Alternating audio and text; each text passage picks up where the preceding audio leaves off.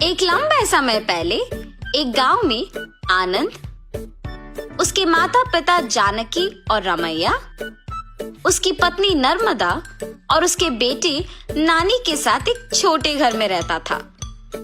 आनंद नौकरी करके आए हुए पैसों से अपना घर चलाता था।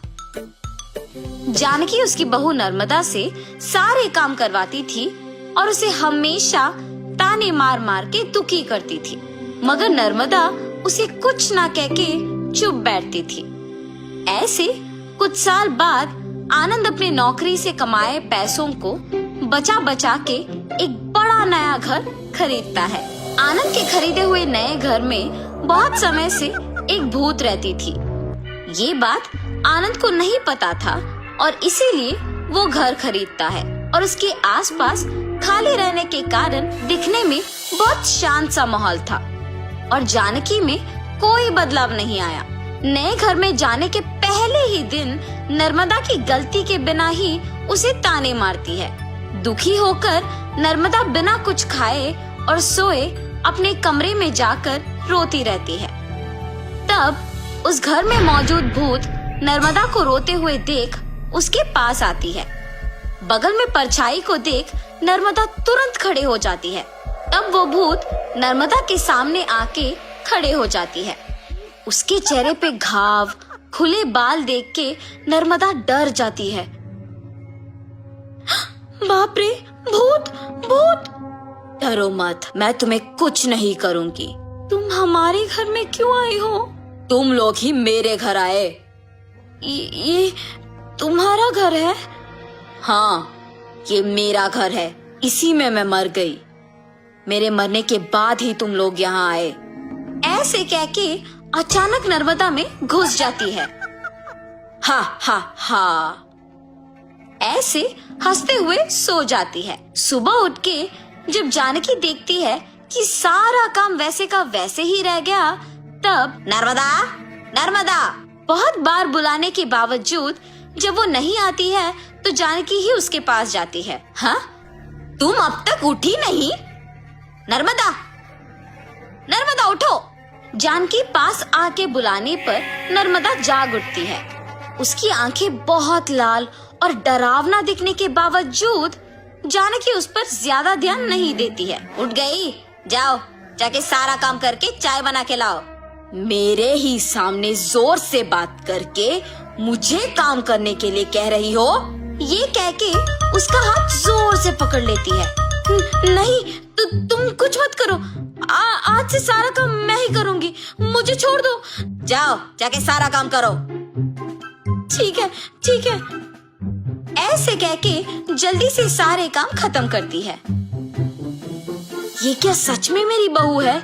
इसके मुंह से कभी एक लफ्ज भी नहीं निकला और आज ये मुझसे सारा काम करवा रही है। तुरंत ये सब मुझे अपने बेटे को बताना होगा। और ऐसे अपने बेटे को सब सच बताती है। तब वो कहता है, जितना भी गुस्सा क्यों ना हो, ऐसे तो नहीं कहते हैं माँ। आप अगर उससे अच्छे से पेश आएंगे तो वो भी अच्छा ही रहेगी। उसके बारे में क्या मुझे नहीं पता? उसके बेटे का ऐसे बात करने पर जानकी कुछ नहीं कहती है और अपनी बहू से डरने के कारण वो सारे काम खुद ही करती है। नर्मदा, नए घर खरीदने की खुशी में मैं अपने कुछ दोस्तों को घर बुला रहा हूँ। सारी चीजों का तुम्हें ही ध्यान रखना होगा। ऐसे बोल के चला जाता है। नर्मदा कुछ बात किए बिना खड़े रहती है। उसके बगल में खड़े जानकी के पास जाके वो कहती है, तुम्हारे बेटे की बातें सुनी है ना तुमने? सारी तैयारी तुम्हें ही करना होगा। ऐसे जोर से कहती है। अगले दिन आनंद दोपहर को अपने दोस्तों को घर ले आता है। नर्मदा, तुमने सारी तैयारी कर ली ना? हाँ जी। और ऐसे सबको खाना परोसती है और सभी हंसते हुए बातें करते रहते हैं। सभी व्यंजन स्वादिष्ट है भाभी जी। हाँ, मेरी पत्नी के हाथों में जादू है। आनंद, तुम्हारा घर भी बहुत खूबसूरत है यार। चारों ओर खाली और शांत है। इस घर को देखते ही पसंद आ गया मुझे, इसीलिए इसे बचाए हुए सारे पैसों से खरीदा हूँ। अब इस घर का मालिक मैं हूँ। ऐसे आनंद कहता है। ये सुनते ही नर्मदा तुरंत भूत बनके अजीब आवाजें बनाती है। उसका सिर नीचे झुका रहता है और अजीब आवाजें आने के कारण सभी उसी को देखते हैं। नर्मदा, क्या हुआ तुम्हें? नर्मदा अचानक अपना सिर ऊपर करती है और क्या इस घर का मालिक तुम हो? मैं हूँ इस घर की मालकिन। ऐसे उसे घूरने पर आनंद अचानक हवा में ऊपर उड़ने लगता है। नहीं, ये तुम्हारा ही घर है, मुझे छोड़ दो। ऐसे कहने पर आनंद को नीचे छोड़ देती है। ये सब देख के घर के सारे मेहमान भूत भूत कह के वहाँ से भाग जाते हैं।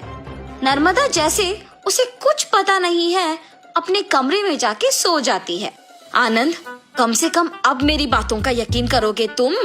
तुम्हारी पत्नी में भूत घुसी है, भूत। देखो आज उसने क्या कर दिया। हाँ माँ, अब हम क्या करें? एक मांत्रिक को बुलवाना ही पड़ेगा। हाँ ठीक है माँ, कल उसी के पास जाएंगे।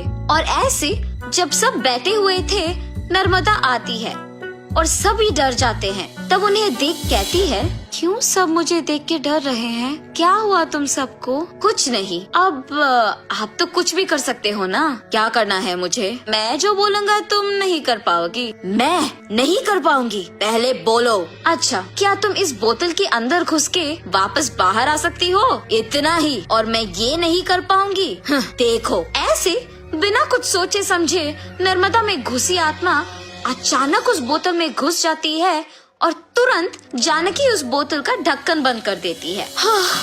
भूत को मैंने इस बोतल के अंदर बंद किया है, अब इसे गांव के अंत में फेंक के आना होगा। और ऐसे उस बोतल को गांव के एकदम अंत में फेंक के आ जाती है। तब से जानकी अपनी गलती सुधार के अपनी बहू को ताने मारना बंद कर देती है। भूत के चले जाने पर सभी उनके नए घर में खुशी से जीते हैं।